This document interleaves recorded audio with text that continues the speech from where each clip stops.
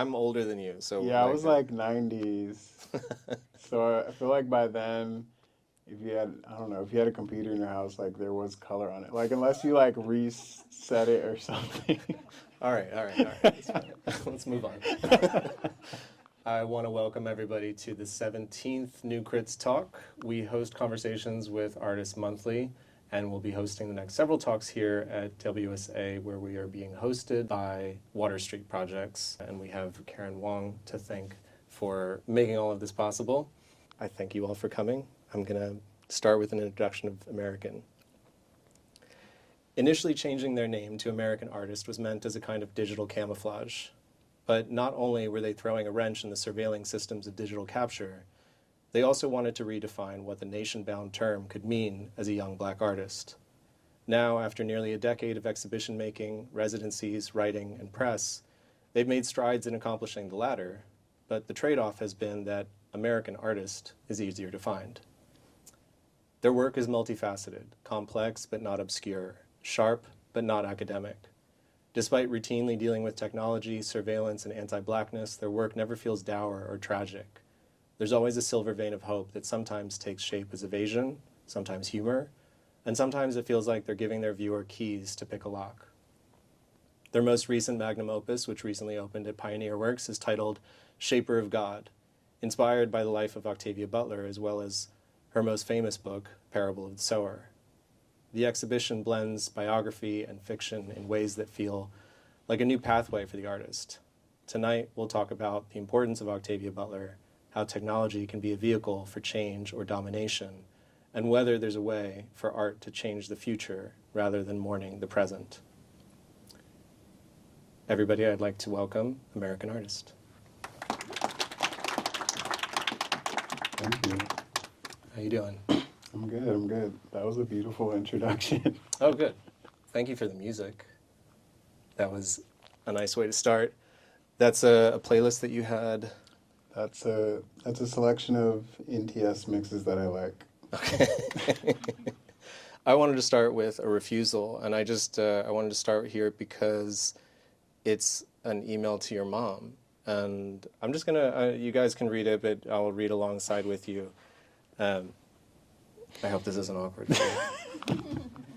Hey Mom, I saw your comment on my new blue profile photo. I'm doing an art piece about the present state of social media in our lives and how the feed that we subscribe to dictates our experience in the world. And though a lot of us forget this representation is not our reality, there are also bigger issues about who is really gaining from the labor we put into sustaining our online selves, and whether we really have a choice to refuse to participate in constructing this image. I'm calling the artwork a refusal in reference to an article I read where care work and the stakes of social media refusal. Instead of posting images, as I usually do, each image will be replaced with a blank blue rectangle, an obvious reference to my essay about how this shade of blue has the potential to produce an image and can represent the state prior to revolution. Each of these images will be printed out like a regular film photo and archived in a photo album. These will be the only copies of the photos. In order for someone to see the photos, they must actually meet me and see them firsthand from my album. Next time I come visit, I will definitely bring this album with me. I realize you're one of the few people who will be emotionally affected by my refusal of social media, so let's make sure to keep in touch more often and Skype more often, and rely less on distant and removed images from my public feed. Love you. Smiley face. And that's a young... I forgot about Skype. Yeah, I mean, they fucked up. They could have had it all. What's your relationship with your family and their understanding of what you do as an artist? Well, now at this point, like my mom and my sister are the people I'm most close to from my family. My dad passed away a few years ago, but I don't know, they come to a lot of my shows and things. I brought them here last year, or yeah, I guess year before last, to see the Guggenheim show, and yeah, my mom and sister are very like invested at this point in what I'm doing. Like they're excited, you know. I think like obviously in the beginning when like I was like I want to go to New York and go to school for art, they're kind of like, what the hell are you thinking? Which I think is like many parents' response. But yeah, it's like over time that's been a way for us to connect, and also like I've started to involve my family in some of the process sometimes, like with the Octavia Butler works. I had my mom and my sister like do some research for me, paid them, and it was I like wasn't gonna ask. it was like another way of like connecting and sort of like it's I guess with that project it was like I wanted my mom to sort of like understand her relationship to Octavia Butler as well, because they were almost the same age, like Oh well. would be pretty much the same age, and like um, she moved to Los Angeles like in the 1970s, and so like they're sort of like contemporaries. So just wanting to also for her to like have an appreciation of Butler as well. So you said when you told them you wanted to go to art school, it wasn't understood then. So I'm curious with a lot of artists working today, what was that moment when you felt like art was a possibility, and what were you looking at? What were you thinking about back then? Like, why did you think that art was viable? I didn't know art was like a career until I was already like in grad school, and I Huh. like saw examples of what that looked like. I mean, I knew I wanted to be an artist. I've been an artist my whole life. When I was younger, it was more just like drawing characters and stuff, but like it got more elaborate as I got older, but I've always been like very passionate about art. And I went to college for graphic design, which is art. It's creative, but it's not the same as like fine art necessarily. And after that, I was like, no, like I really want to do like art, like making, I don't know what I wanted to make, but I didn't want to do like corporate graphic design. Hmm. And I didn't really know how to do that. And somehow I like got it in my head, like, oh, like grad school, that's what people do when they want to be in the arts. And which is like a pervasive, like, I don't say myth because people do that, but it's a pervasive, like, trope that you Yeah. should go to grad school if you want to be in the arts. And since I had no like formal education related to fine art specifically, I just had no access to that realm, and I just didn't know how it worked. And so um, my decision to move to New York for grad school, on one hand, was about wanting to be in New York, but it was also about wanting to find my way into this art thing. And so, yeah, communicating that to my mom, she just kind of like, I don't get it. Like, that sounds extremely risky for no reason. Um, but yeah, I moved and I've been here since then. And would you say that the lens in which you kind of work from, which is looking at technologies and looking how all of what we understand about essentially going from slavery to Jim Crow to a kind of digital version of that, was that formed in grad school, or was that something that kind of took place after? How did that gestation happen? Mm. Well, I've always been interested in like the internet and like digital technology, particularly through the internet and like what it means to socialize online. I think like that interest started from like the MySpace days, like when I was in high school or middle school or whatever. That's kind of how I got into coding. And so that was like part of my work from like a very long time ago. And then when I got into grad school, I was really thinking about like the social and political space of like the internet. I was kind of really into this idea of like um, the internet providing another way to experience art that sort of like breaks out of this like highly institutionalized like museum context. Wanting to use the internet as a way to sort of like just escape that bubble. That's kind of like where the point I was at in grad school. In grad school, I was really interested in like media and like reproduction of the image and dissemination of the image digitally, and that was kind of my focus. Hmm. And then after grad school, I started sort of studying about like um, digital labor, which is where the last thing you showed came from.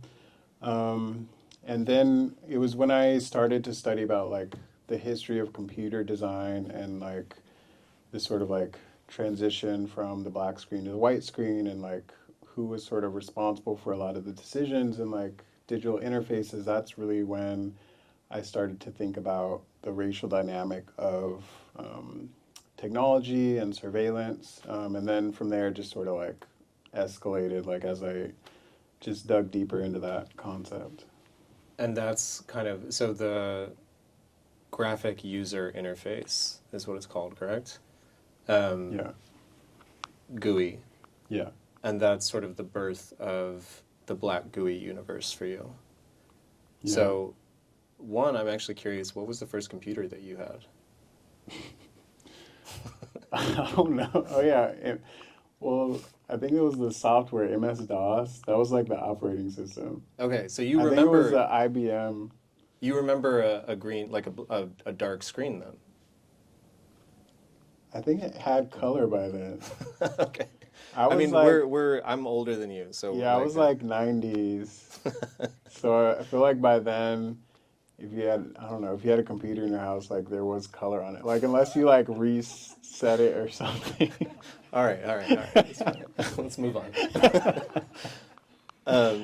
This can you lead us into what the Black GUI universe became for you? Like it starts with interface, but it becomes something that's almost ontological.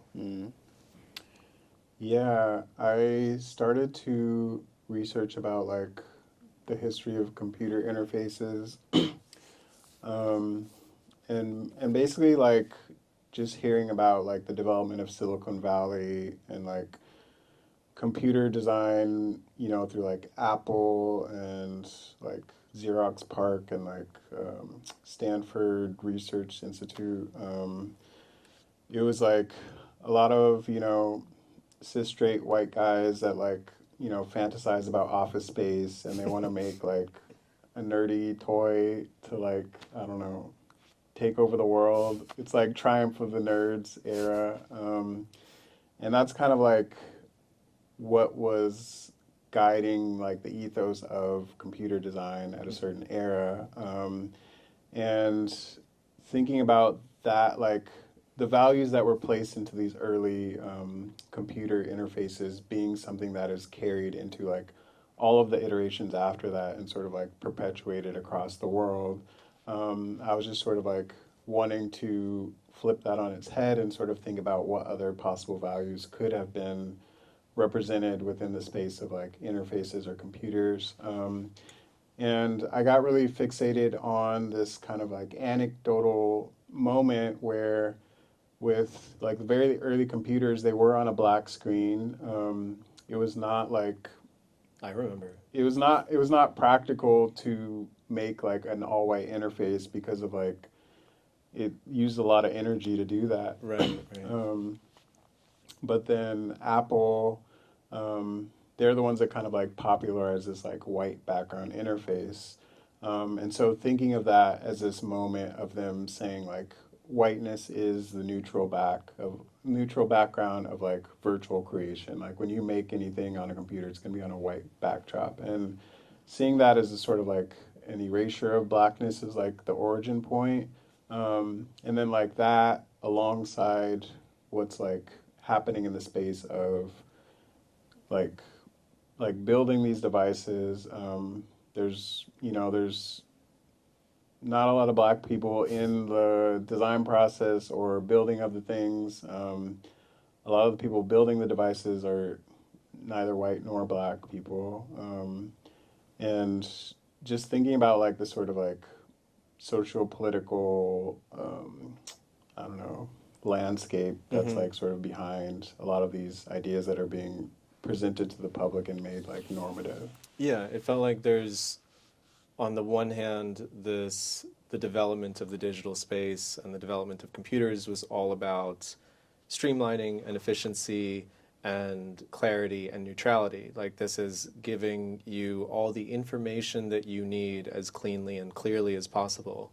And what this project kind of signified to me was that there's a way to understand, one, that that's not a neutral process, and two, can we slow this down to understand how there are certain fissures or breaks that need to like kind of come to the surface. Right.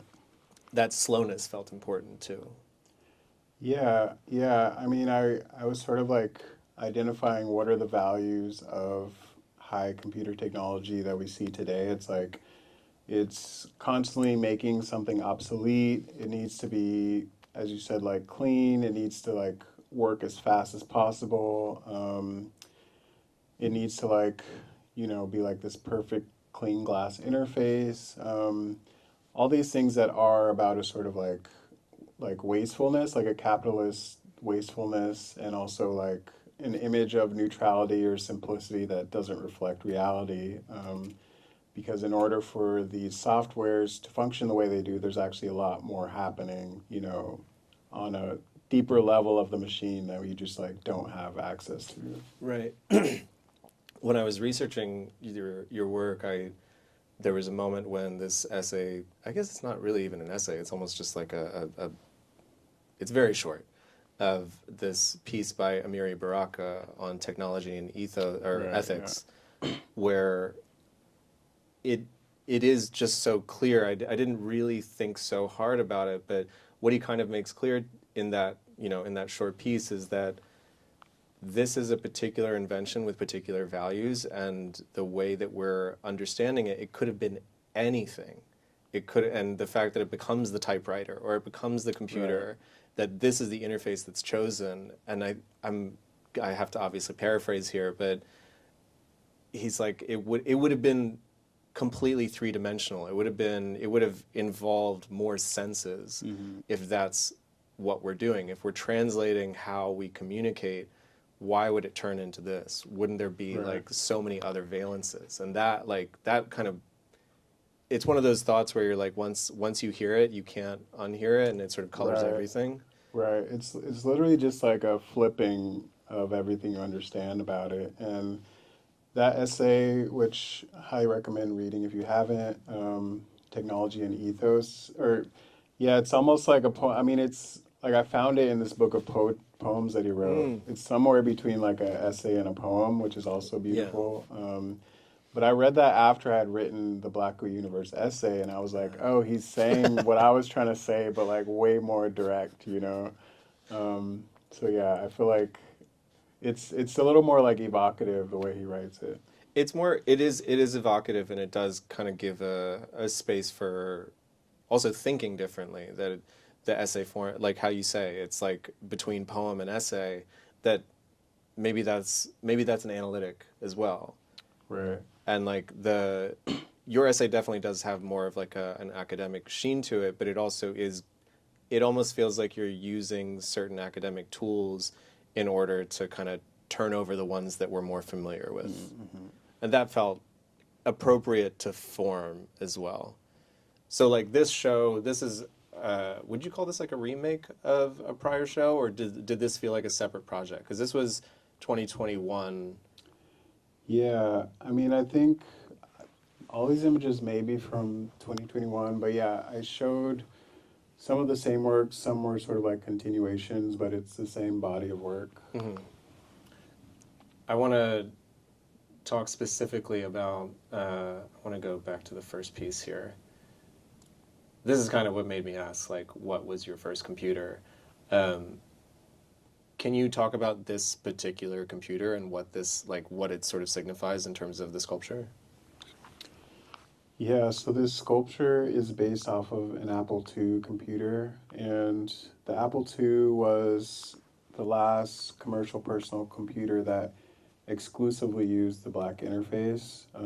That's why I chose it, and I wanted to make a computer that represented these values that I was getting at in the essay. Something that sort of like came out of a space of blackness. It was also something that like didn't feel like what we know of computers. Like it's sort of messy. It's like made of materials that aren't like highly polished. It looks like something that you as someone entering the gallery wouldn't necessarily want to use, but it is being used by someone. Therefore, like it's usable, it's functional, but it sort of goes against everything you understand about functionality. That's kind of the idea. And so like it's a functional computer. It has this like black interface with the white characters on it, and it's like has this black goo that's dripping out of it. The handprints in particular make it feels like evidence, or that there's some act, I don't want to say like vandalism of some kind, because it also feels like a disappearance. I'm like that kind of made me stall, where it's like it's unclear whether the user themselves has kind of been absorbed or liquefied or just made absent. No, that's cool. I guess I just wanted it to like show that it was like in use, you know, and like the person not being there. I mean, I think that is something that happens in a lot of my works, where a lot of them are referencing like things that are meant to be used by a body, but there's no body. And so you're sort of forced to imagine like who might occupy that space. That will take us to the next exhibition. There's always been a relationship that you've had between the colors black and blue.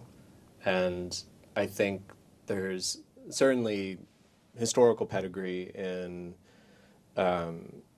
jazz as well as in art, with someone like David Hammond's concerto in black and blue, which I think actually opens tonight at Hauser and Wirth. They're doing like a re-showing of that piece, which, if you all don't know it, it's a piece by David Hammond's where the gallery is completely empty, and he provides small blue flashlights to everybody that's going through the gallery.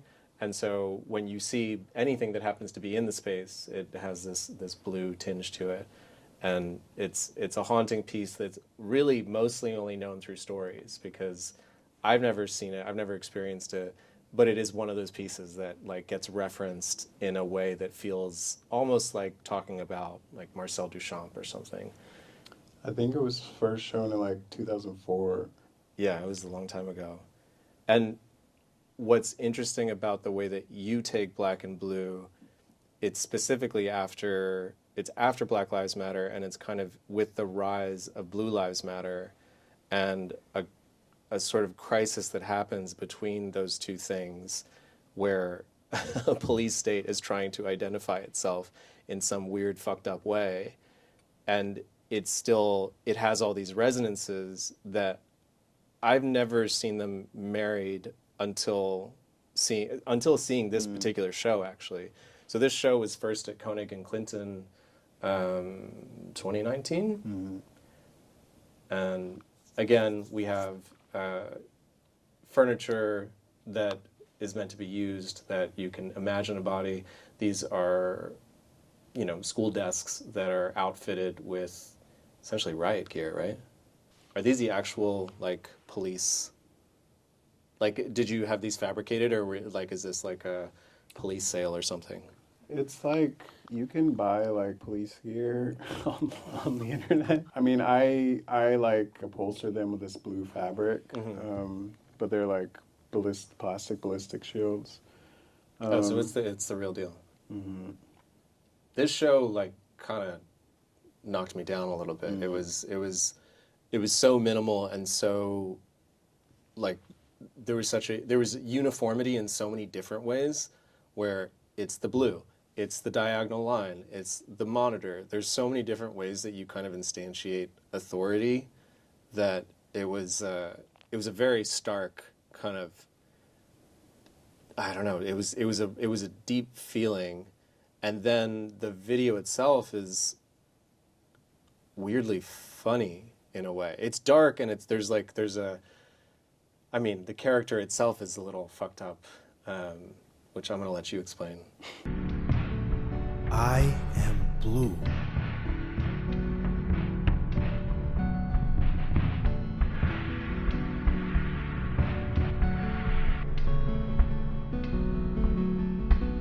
It is painful at times to embody this characteristic the way that I do.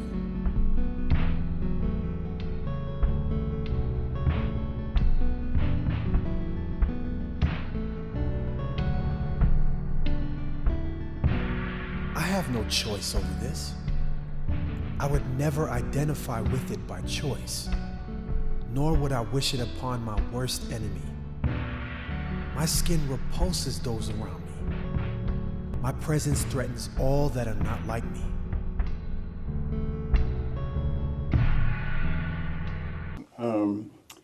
No, I think this show was my most like the meme of what's his name from It's Always Sunny, where he's like making the conspiracy. Like, Yeah, Charlie Day at the chalkboard. this is my most that moment. I feel like because I don't know. I feel like I could go say a lot about this show. Let's go there. Well, so I had read this essay that was talking about Blue Lives Matter and how police are essentially wanting to embody blueness as like a social or racial identity.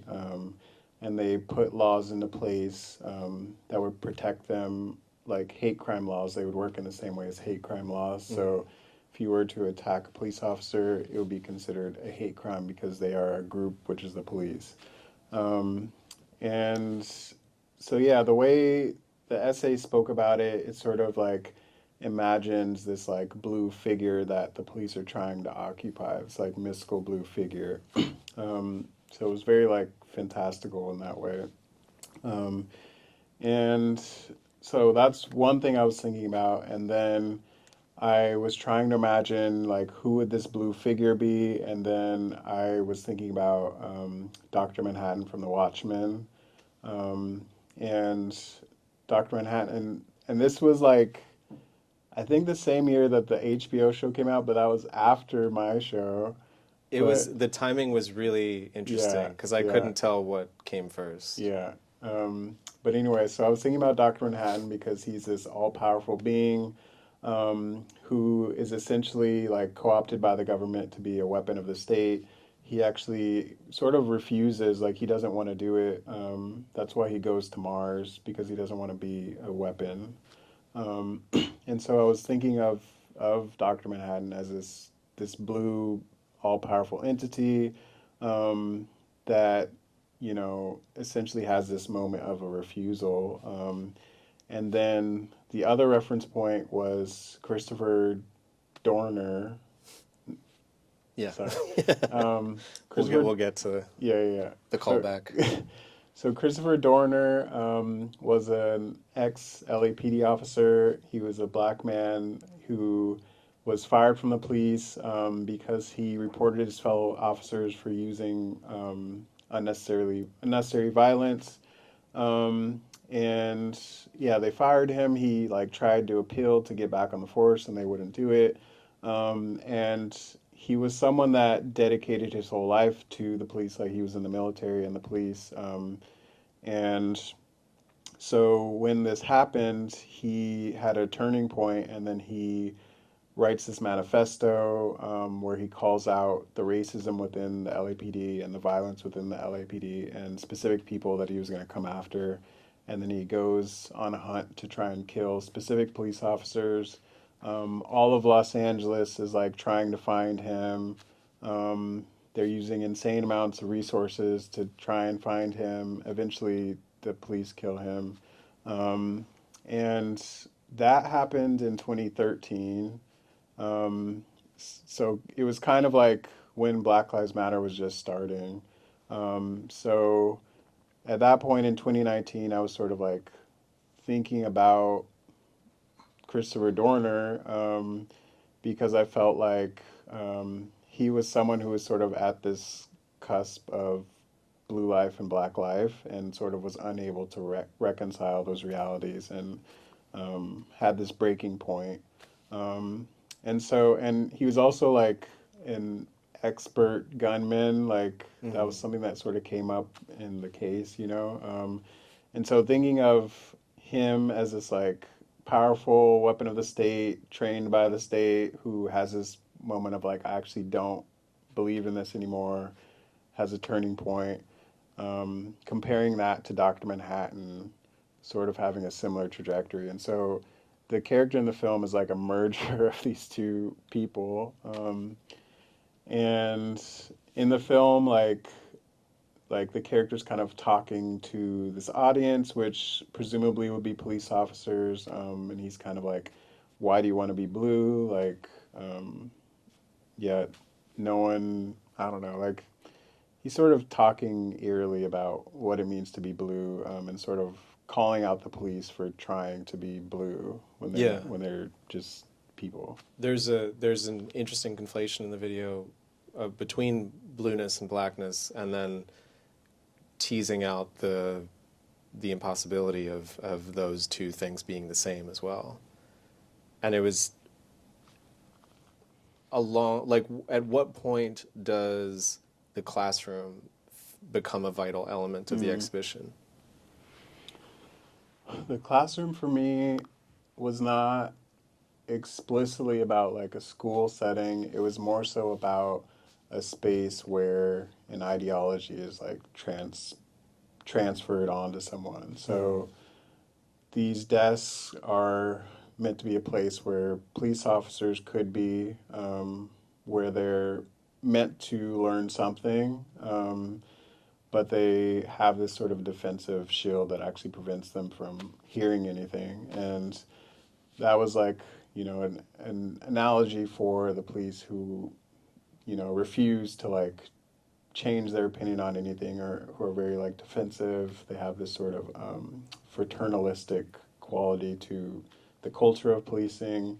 And there's books on the desks, which are real books, but they're sort of like things that, you know, someone who believes in Blue Lives Matter might read.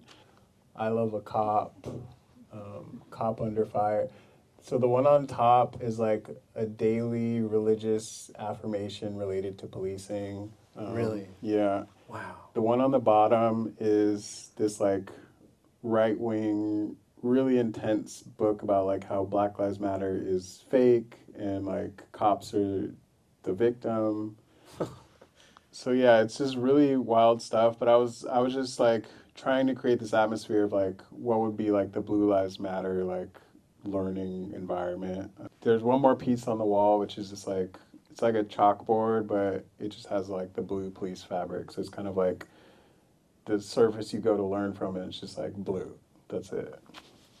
I'm curious, there have been moments in my work when I go deep into like 4chan and 8chan and just the utter depths of digital hell. It takes a toll on your spirit. Yeah. And I'm curious, after doing a project like this, and then we're going to get to the next one where there's a further understanding of kind of pre-policing, or understanding how criminalization happens in a future tense.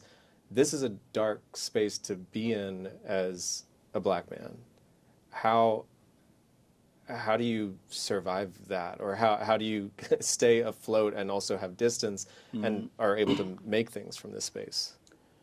Yeah, no, like I was working on these works for like a year and a half or so, and yeah, after the next project you referenced, like I was feeling burnt out because I just felt like I was like sort of trying to inhabit the mind space of the police in order to understand them, and not towards any end. Like it could sort of keep going forever. Like it was deep for me, but for the police it's not deep. They just like hate you, and like I don't know, like it's not that deep for them. So they're sort of resilient in that way. Like whereas for me it was like really demoralizing to like ingest that stuff. So yeah, so by the end of that period, you know, I wanted to sort of like do something that felt a little bit like it gave me something back, you know. Yeah, my experience. So my cousin, she grew up in Staten Island and married a Staten Island cop. He wasn't a cop when they married. He was a repairman, and then he became a cop. And I remember in the very beginning of him joining the force, because he was older. He was like in his 40s already. And he was like, look, I'm just doing this for the pension. I'm just doing this because I need a steady job and I want to start a family and all that. and the transformation that happened from that moment of like, this is a job and it stays a job, to fast forward to the wake of her father's funeral that he's extremely late for. No shade to him because he was very good to her father. But he showed up late because 2 cops were killed and he had to go to their funeral. He didn't know these cops. They were in a completely different precinct. And he came back in full cop regalia and he had a Blue Lives Matter bracelet around his arm. And I was like, oh, this is the last time I'm going to see you. Sure enough, it was. They got divorced soon after that. But that transformation was predicated on him just being easy prey. He was a real sweetheart, but he was dumb as a bag of rocks. Like, he was really, unfortunately, not bright. And I think there's a lot of, like, part of it is just like, it's, you can't, like, if you score too high on the test, there's like certain things that are in place to make sure that they have the right candidate that can like live in this world. So the following work that we were just referencing is My Blue Window, which was originally at the Queen's Museum.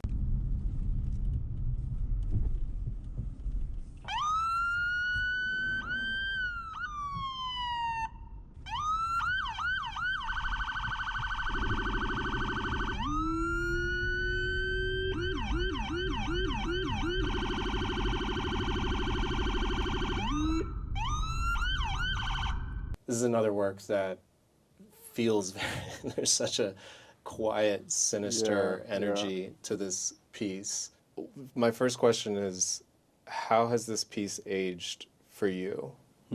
Well, I guess I have a couple ways to answer that. Like, for me personally, I think when I made it, I wasn't sure how I felt about it. Like, I was, well, for a lot of reasons, just like the production process could have been better, and like as a video it's like kind of hard to watch, and so I was just like, I don't know how I feel about this. I feel like over time it's sort of like grown on me now that it's sort of just a thing. Like I'm not so like in it anymore.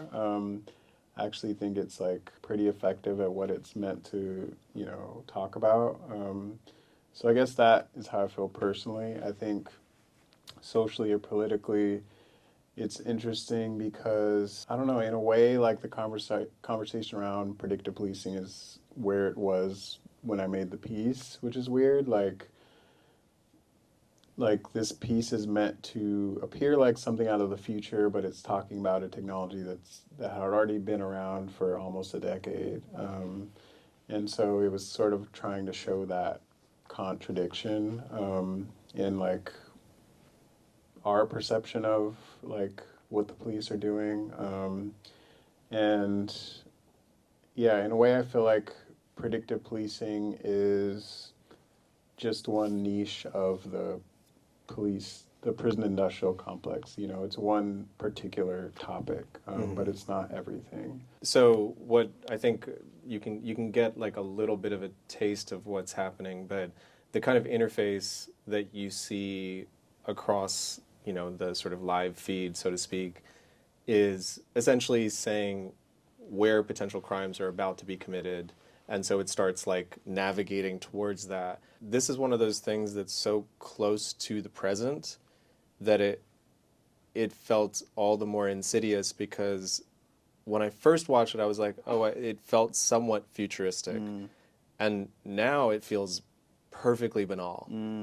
It's like, yeah, of course this is what's on the screen. Of course that's what happens. And the fact that it doesn't tells me something about my own psyche, what I expect, what I understand of the police state.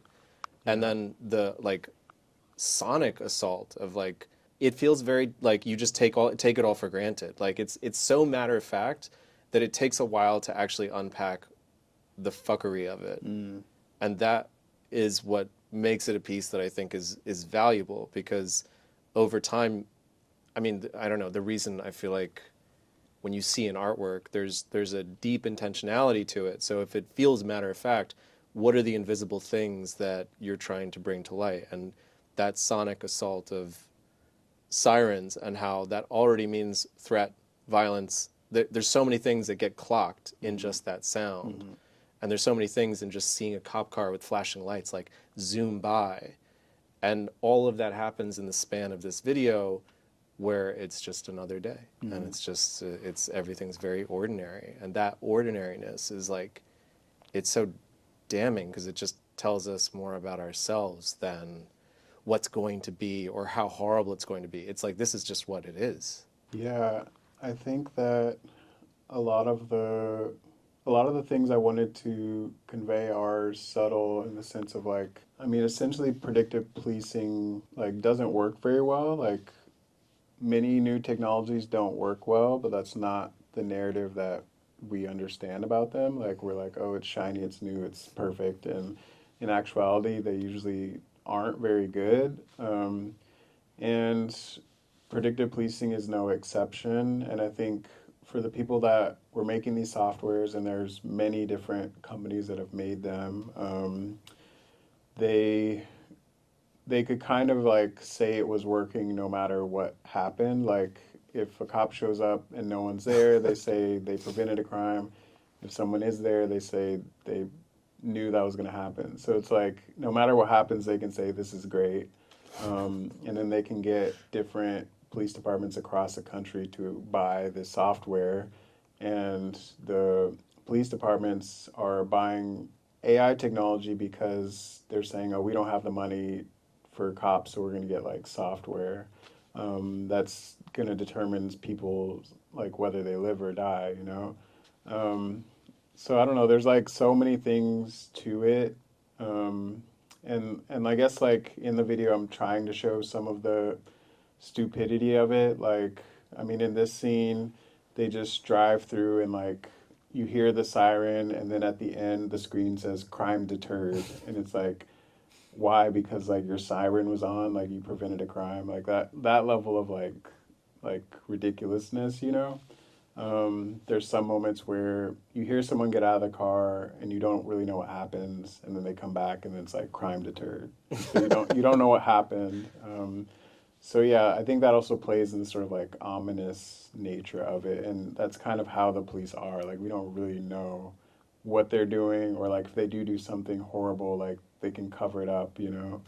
Yeah, it's so invisible, like so much of it, and it's the fact that it's in this kind of cloaked blue room, and there's the stadium seating.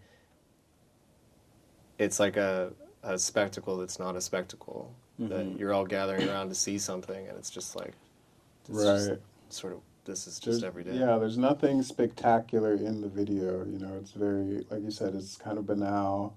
And yeah, I wanted to sort of like exaggerate that with the seating, and also like that's meant to point towards like the perspective of the police, which is sort of like predatory, you know. So like that frame of the police is one that's inherently predatory, and the seats give it this sort of like voyeuristic quality, like you're about to watch something happen, but like actually what you see is very subtle. There's two moments.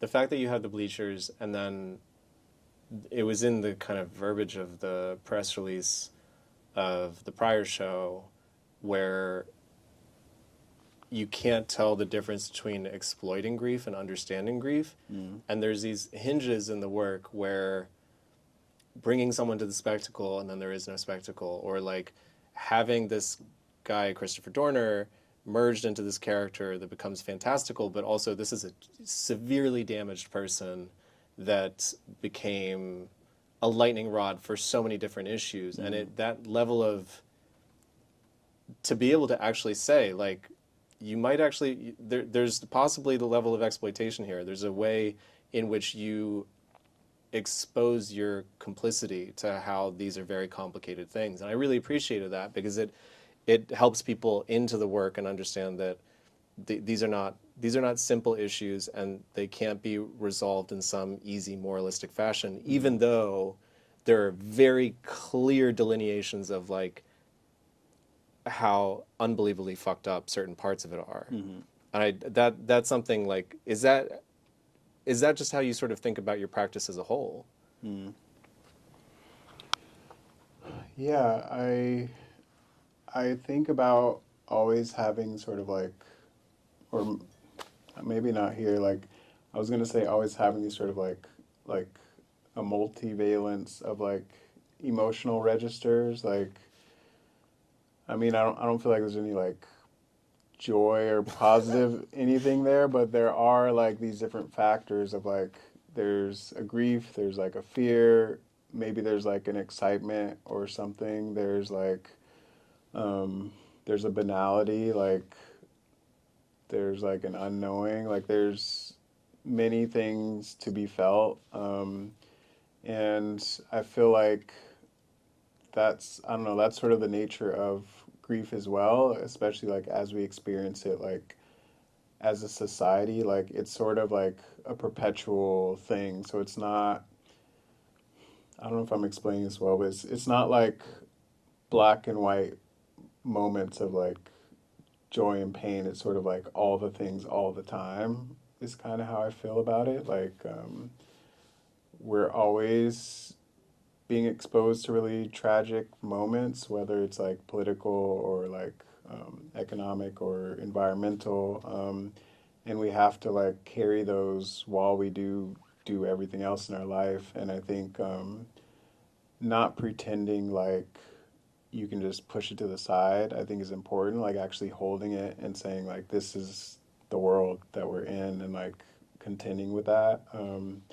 And so I don't know. I guess that's what I'm trying to do with the work. Like, I mean, these were made before like 2020 Black Lives Matter. Like, and like these are conversations that have been going on forever. You know, like it's not a momentary thing. It's sort of like always relevant because it's always happening. So Right. yeah.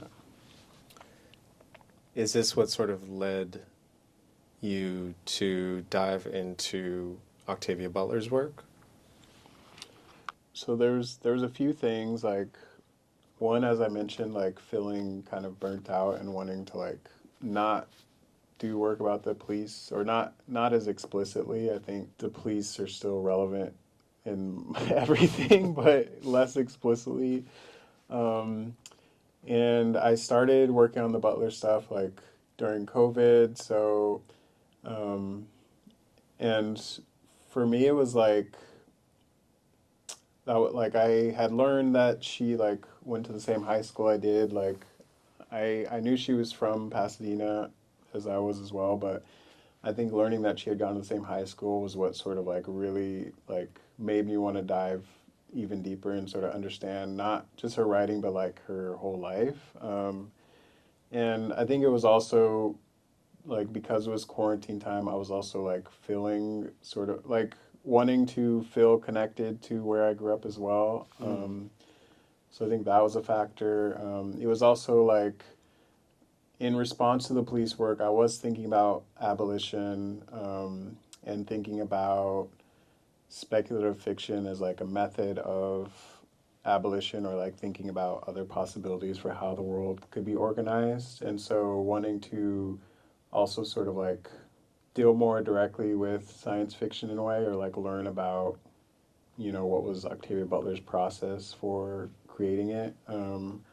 So there was like a lot of factors. I also felt like it would be more life affirming to like engage with some of the same like themes, but through like her work, you know, Right. and learn about her process as well. So those were all of the things I was feeling at the time. Yeah, I mean, Octavia Butler is definitely a writer who knows how to hold dystopia and utopia together, and that's not always an easy thing to do. And it felt like a breath of fresh air in terms of seeing the project that you were working on, where it's not jettisoning all the things that you had been doing, but it was reframing it in a way that felt like there might be new possibility. And in the process of making, so this iteration was at Red Cat in Los Angeles, and now there's a new iteration at Pioneer Works in Brooklyn, and it's up for quite some time. So I think you have plenty of time to see it. But it the show as a whole, even though there were, I'll show the video of Christopher Donner, there are elements that feel dystopic or fascistic, but the backdrop is, it's almost like there's a larger thing that's breathing, if that makes sense. So let's start with that video, because I have some questions about this video too. Should I explain? who Yeah, this do you want to give some background before I play it? Yeah, so, well, just because it's confusing. So this is Christopher Donner. The earlier project referenced Christopher Dorner, who is a real person. Christopher Donner is a fictional character in Octavia Butler's novel. Oh, I didn't know. That's. Oh my God. Really? Yeah. I just thought you were doing like a callback to an earlier piece and just being like, oh, it's going to be Christopher Donner this time. So I don't remember who Christopher Donner is. He's the front-running presidential candidate in Parable of the Sower. What the fuck? That's crazy. Wow. This really mapped out quite nicely. I mean, it like horribly, but like nicely. Okay. Is there more context that you want to give, or? No, we'll start there. Okay. America, we as a people need to revive our nation's faith in God. It is now, more than ever, that we need to focus on the here and now. Our people need to be uplifted. We need to know what's going on the ground. The space program that drove so many of our pioneers to outer space is something we can no longer afford to do. While so many of us here, breathing, living, building on Earth are in need of saving. Past the past. We're focused on the future. This is the update. We are the update. That's all we need to do as a species, is to update together. Okay, so I have a theory about the voice of this person, or the cadence of this person, that I want. Let's hear it. I want confirmed or denied. I got vibes of Obama from that. Okay. In terms of the, like, we have a dream, and the and then to me it felt like almost a blend between Obama and Kanye. Okay. That could be totally off base, but there was like the dreamer and the fascist that is both Kanye, and Right. it felt like there was a when I first started watching the video, I'm like suspicious, and then he starts talking about things and I'm like, oh, maybe this is and I started to feel a little uplifted, and then he's talking about the things that I felt like, okay, where is this going? And then it turns where it's like, you should believe in me more than anybody, and it feels like, oh, it's that guy. Exactly. That was, there's all these turns in the video where, again, it feels very invisible. Like the rhetorical strategies and the ways in which you're thinking about how populism and fascism and racial identity and racial histories can commingle in a way that still produces the same dude was, it was a troubling thing to watch in like a living room, because that's in Pioneer Works, it's like in a living room setting. So I just want to know. Yeah, no, that's pretty good. Well, so the character in the book, they don't describe like what he looks like or anything. They just kind of describe his values, which are like, somewhere between like, conservative and populist, and like he's for the people, but he's also, I don't know, like it's sort of makes you uncomfortable, but it's like something that if you're, a poor person who's like trying not to get killed, like you might go for this person. And Right. And Lauren Olamina, who's the main character in the book, her father's going to vote for him, or he's thinking about it. And that's kind of all you know about him. And so just based on that, I was like trying to imagine. And and mind you, the book begins in 2024, so it's like right now. And I was trying to imagine who in society right now feels like that, and I thought of Kanye West. And Okay, so I wasn't off about that. no, you were right about that. And so this is actually like heavily inspired by his 2020 campaign video.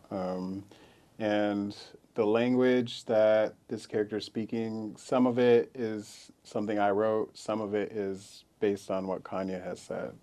And so I was imagining this black guy who's like, you know, entrepreneur, but you're not really sure what he does, but he can supposedly do anything.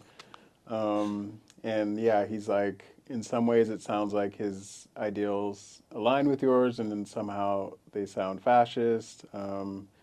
And it's kind of all about him. And yeah, like, I don't know, if you feel swayed by the optics of it, you might go for him, right? Right.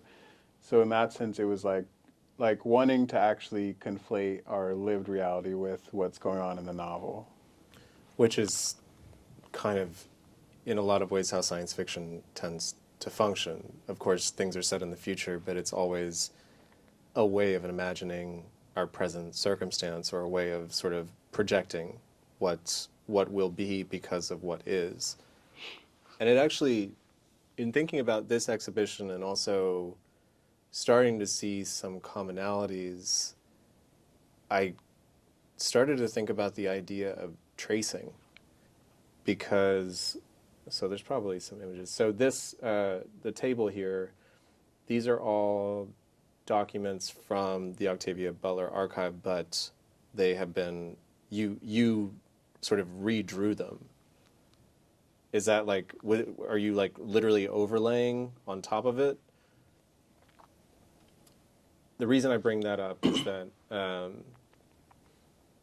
there's a lot of moments that I feel like there's a kind of tracing happening, where having the outline of, like, the loose outline of Christopher Dorner, there was a project that I didn't talk about here, but Sandra says, Sandra, wait, is it Sandra? Sandy Speaks.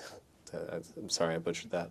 Sandy Speaks, which is a reference to Sandra Bland, and kind of taking on a chatbot that is in the voice, or kind of the adjacent voice of Sandy, who's related to Sandra, but not like related in the sense of like conceptually related.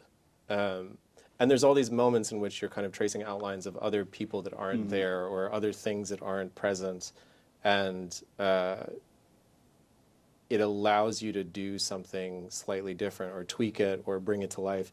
In this circumstance, it feels more joyful, but in other circumstances, even the tracing of like how you sort of appropriate the kind of the interface of the cop car and all of that, like there's a number of different moments where this is a strategy that feels like invisible, but it also brings things to light. And I'm curious, like, that invisibility, there's a part of me that just reads you in this as well, where I think you're very low key, and you're also like, you also know how to make an entrance. You're like low key Leo energy, because you have star power, you know, like there's a real, you have presence. I'm glad the work is also bringing that energy. I kind of think it does. I think there's something very quiet and like low key about the operations, but then when you start looking at it, you're like, okay, there's more. And I think even with this show, I think for a while I was going through it and I was like, there was a lot for me to process. And then, for instance, even the rocket. So you can see that there's like these tanks and the sandbags, and so this rocket is then displayed in the video piece behind this wall as well. It's a 2-channel video called the Monophobic Response. Okay. And when I first saw it and kind of just digested it on face value, there's it's a group of all black people that are in the desert in California, and they are sort of figuring out whether or not this rocket is going to work, and their eyes are set on the stars. So it felt like a piece inspired by Parable of the Sower, that, you know, okay, we need to get off the planet or find a way to understand ourselves outside of the earthly realm. And then realizing that this is actually almost a reenactment of something that had happened in 1936 in California. That shifted how I understood the way that you were working through memory and future tense. So if you could talk about, one, that like the event in 36, and kind of how you started mapping these things in almost geographically. How did that map start? Yeah, so like the premise of the show is sort of like I grew up in Altadena and Pasadena, and once I like knew of Butler's relationship to that place, I kind of like started to think about what that must have been like, or like what was her relationship to all of these various like institutions and communities, because there's pretty significant rocket science history in Pasadena. There's a substantial science fiction community in Los Angeles. There's also sort of an enclave of black people that live in Pasadena and Altadena, many of whom are artists. And yeah, and like for me growing up, I sort of like had this idea that like, you know, going to Caltech was like the thing to do. Like that's the most, I don't know, important thing you could do or something, right? And so just thinking about, you know, what it must have been like for her being in this context. And so, and like I know that while she was alive, she didn't have too much of a direct relationship to like the Jet Propulsion Laboratory. But I wanted to sort of like think about if this area of rocket science had been like directly impacted by her work, or if there was a way to sort of like bring these histories together. I thought that could be interesting.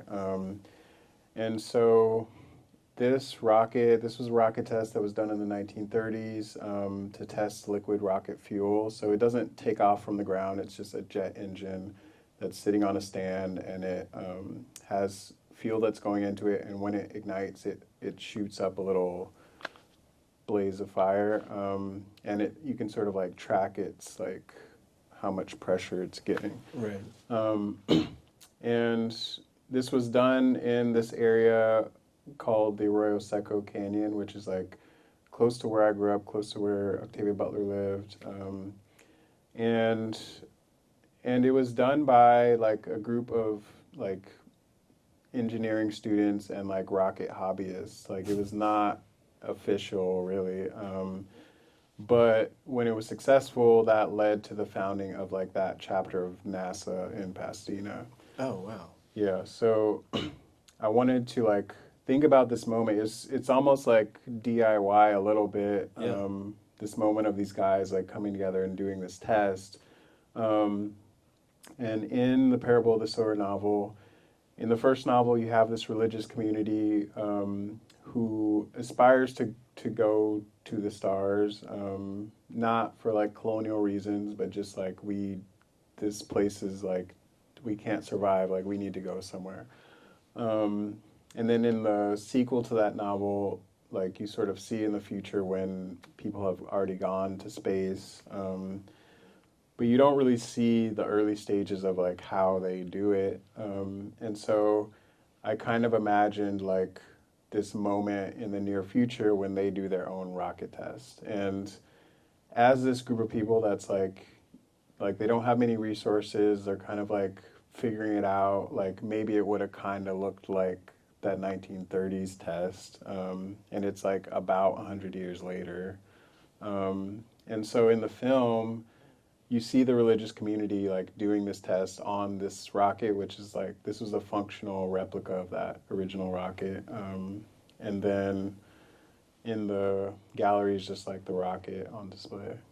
There was meant to be a third part to the Parable series Right, yeah. that was called Parable of the Trickster, which the Trickster's definitely on my mind.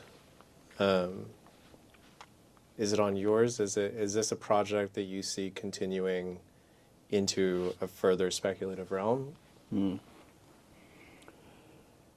I'm not planning to. I feel like I could stay in this space forever. Like I could keep like making works. I mean, when I first like started this work, I didn't think it would focus so heavily on that book. I thought it would kind of be about all the books, but then like there was just so much in that one book. I kind of got stuck there.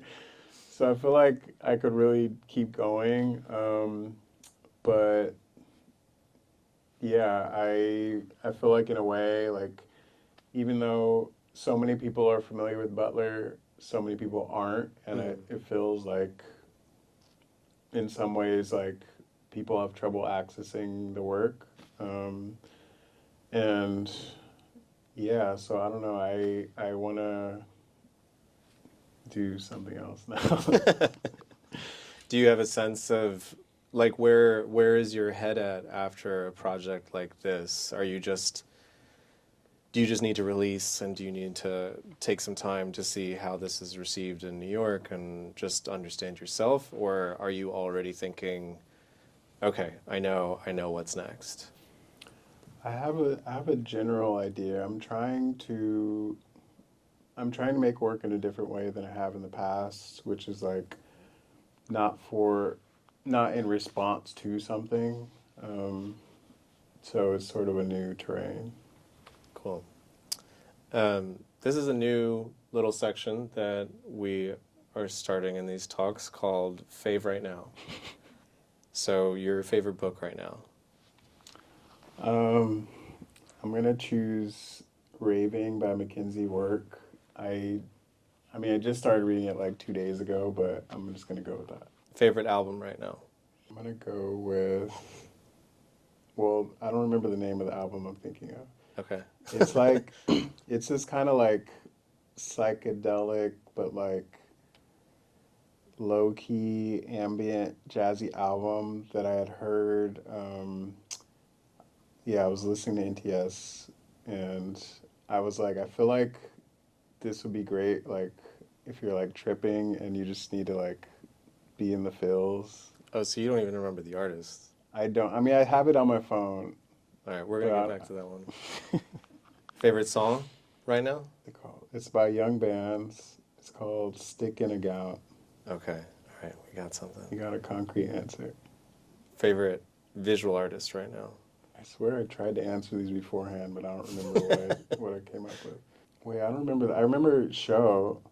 Well, it just said artist, so maybe you interpret it. If you have something wider than that. Well, okay. Well, so like I haven't seen a lot of shows lately, but the one that stuck in my mind is this Colleen Smith show that she had at 52 Walker, which was like hyper sensory and really beautiful. It was a great show. Favorite food right now? I've been making this like tuna salad that I'm pretty proud of. All right. Are we talking olive oil or are we talking mayo? Mayo. Okay. Movie right now? I saw Anora recently. I liked it. That was cool. I really want to see it. I'm excited to see it. Last one, TV show right now. Love is Blind. Oh, we just started that too. I'm going to open it up to the audience if there are any questions out there. Yeah, I don't usually find myself like responding to like events that are happening. I try and avoid that. Like I'd like to think that the things that I'm dealing with or processing are things that are sort of like always relevant, for better or for worse. But for me, a lot of that response has been sort of like institutional obligation, like, oh, there's a show and I need to finish this work. And so that's what I'm really trying to move away from. But I think as far as like feeling a sort of like attachment to this like temporal processing of social events, like this sort of like cycle that we're always on. I think like, I don't know, I try and avoid that as much as I can. Yeah, no, I'm glad you asked. I meant to talk about that. Like, that's not how the interface actually looks. So the actual like software. So this was based on a software called Predpol, which is short for predictive policing, and it kind of looks like a Google map with red squares on it, and the red squares are where crime is likely to take place. And the reason I chose this like heads-up display design was to sort of like place it somewhere in the future, even though the software itself had already been in use for quite some time. So it is a fictional software that, or a fictional like interface at least that you're seeing. And then what you noticed, like the dates, that is based on something called CompStat. And so CompStat is what the police used prior to predictive policing. And I think it's been around since like the 90s. And it's basically, CompStat stands for comparative statistics. So they basically keep track of a number of crimes of a certain type and compare it week by week to sort of anticipate what's going to happen. And so in the video, I wanted to like make a reference to something that is a sort of predictive policing, but that was done manually, that existed prior to the digital predictive policing. Well, in the past, it would be like, I would make like one show and then I'm like, okay, I guess I'm done. With the Octavia Butler work, this is sort of the longest time I've spent with something, which has felt really generative. And yeah, trying not to just like move on, like just because the deadline was met. Because I realized like in previous bodies of work, there was like a lot more that I was still thinking about that I just didn't process. So I am trying to like work in a different way now. Right now I'm kind of like not trying to have such a thematic specific focus in the work so that the works can sort of like breathe a little bit more and it feels less like I'm writing the chapter of something. I want to thank American artists for being here tonight and being so generous with his time. If we can give a round of applause. Thanks everybody for coming. Really appreciate it. I know it's just horribly cold outside, so I appreciate everybody being here and spending time with us. Thank you.